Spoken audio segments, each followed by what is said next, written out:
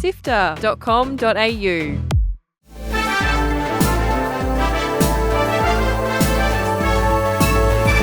Hi, I'm Fiona Bartholomaeus. And I'm Pauletto. Welcome to Walkthrough, SIFTER's weekly recap on the biggest news in video games. This week we learned exactly how games will work on the Nintendo Switch 2, Balatro dev responds to another restriction of gameplay online, and the release date for Mafia: The Old Country gets accidentally uploaded early.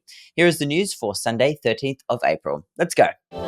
Join the SIFTER community on Discord at sifter.com.au/Discord. It's been over a week since the Switch 2 Direct, and the stories just keep on coming.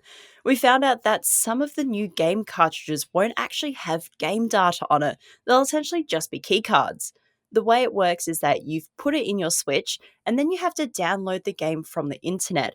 But you still have to have the cartridge in your Switch if you ever want to play, so sort of a digital game, but also not. It really starts the conversation of what do we even own if it is all just digital? They have said that once you've done the initial download, you can play games without the need of the internet. Nintendo hasn't yet revealed which games will be released on game keycards or why they're even doing this, but people speculate that this format is a way to distribute games that are too big for the Switch 2's 64GB cartridges, as well as not completely get rid of the physical media. However, they said the game keycards won't be locked to the first account or console that uses them, so you can still borrow your friends' games or sell them on, so that's good to know. The price point for the upgrade packs for The Legend of Zelda Breath of the Wild and Tears of the Kingdom were also revealed this week.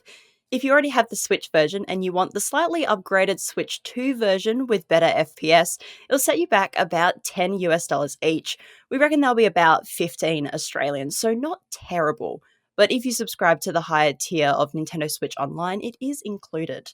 Also, the DLC for Breath of the Wild isn't included in these Switch 2 editions, which just seems like a bad idea, to be honest. The upgraded price for other games like Kirby and the Forgotten Land are still to be confirmed. Balatro is once again battling with age restrictions this week, this time facing off against YouTube. A recent change in the platform's terms of service now means that depictions or promotions of online casino sites or apps are now subjected to age restrictions, which of course has meant that some Balatro videos are being rated 18 plus for gambling. Developer Local Thunk took to sharing their frustration that the age rating issue is happening again. In his comment, he said, "Good thing we are protecting children from knowing what a 4 of a kind is and letting them watch CS case opening videos instead," which is honestly fair. Loot boxes are more of a gambling issue than Balatro will ever be. The developer hasn't yet said what they're going to do, but it must be incredibly annoying for this to constantly happen just because of the art style the game has. Someone is in trouble after accidentally announcing the release date of the highly anticipated Mafia sequel, The Old Country. The blunder came in the form of a PAX East presentation announcement posted to Steam, which included the specific date of August 8th in the Japanese and Latin American language versions. The posts were quickly edited, but clearly not quickly enough. We knew this game was coming this year, but we also know that studios just love to make a big show of announcing the official release date with new trailers and press releases to build hype. So yeah, this may not seem like the end of the world, but I bet there is a copywriter out there shaking in their boots right now. That's it for the headlines. Here are the games coming out this week. Up first, we have Dive the Depths, a retro-inspired action roguelike where you play as a deep-sea diver navigating an ocean filled with bizarre and dangerous creatures. It's out on PC this Tuesday. Next is the second and final installment in the Lost Reckons duology, Bloom and Rage Tape 2. Continue Swan, Nora, Autumn, and Kat's story as they untangle the mystery that has haunted their friendship for decades. That's coming to Xbox Series S and X, PlayStation 5, and PC on the 15th. Now to one of our most anticipated games of this year, Lushfoil Photography Sim. It's an incredible looking photography simulator by solo developer Matt Newell and features stunning recreations of real life environments, including Japan and Australia, to test your photography skills out on.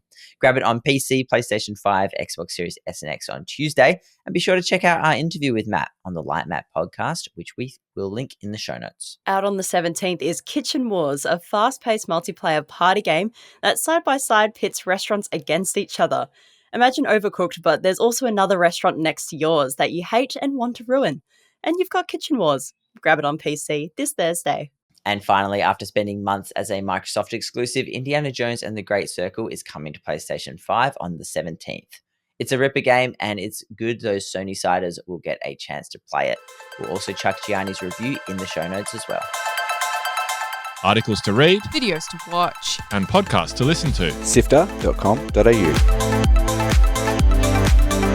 This has been Walkthrough by SIFTER. My name is Fiona Bartholomaeus. And my name is Kyle Pauletto. Thank you so much for listening. Hey Kyle, you jumped onto our other podcast, Drop Rate, recently, didn't you? That's right. It's been a little while since we popped something into the feed there, so we thought, why not make up a new style of show called Speedrun? It's a quick review to accompany the written version on the website. Take a listen to it now. Just search for Drop Rate in your podcast player. There'll be more to come. That's Drop Rate by SIFTER, or head to our website. SIFTER is produced by myself, Kyle Pauletto, Adam Christou, Courtney Smith, Chris Button, and Kat Jahne.